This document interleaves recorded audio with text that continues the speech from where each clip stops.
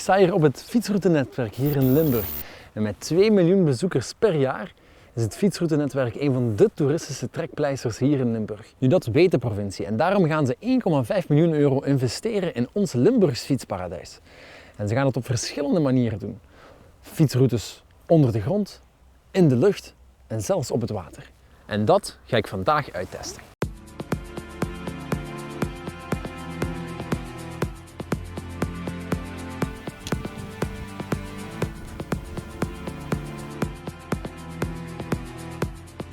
Ik sta hier aan de grotten van Kan en het leek mij de geschikte plaats om te kijken hoe het is om ondergronds te fietsen.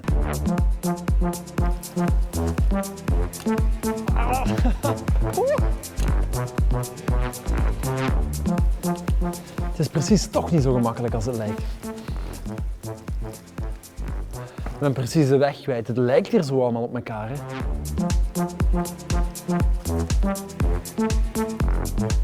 Het is geweldig om ondergronds te fietsen en ik ben er zeker van dat de provincie er een heel leuk project van gaat maken.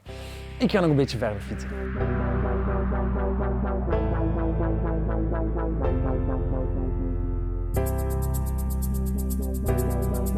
Water.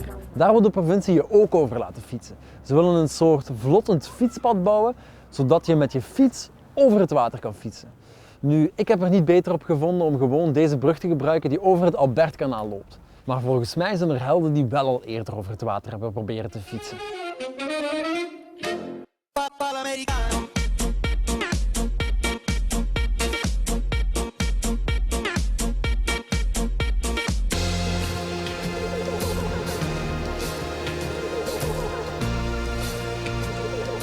Dan nu de lucht. En ik heb een geweldige manier gevonden om uit te testen hoe het is om te fietsen in de lucht.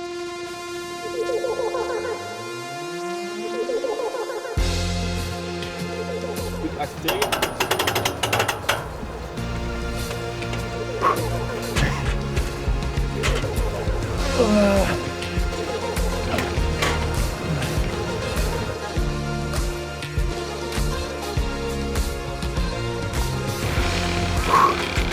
Het was een geweldig leuke manier om te fietsen in de lucht.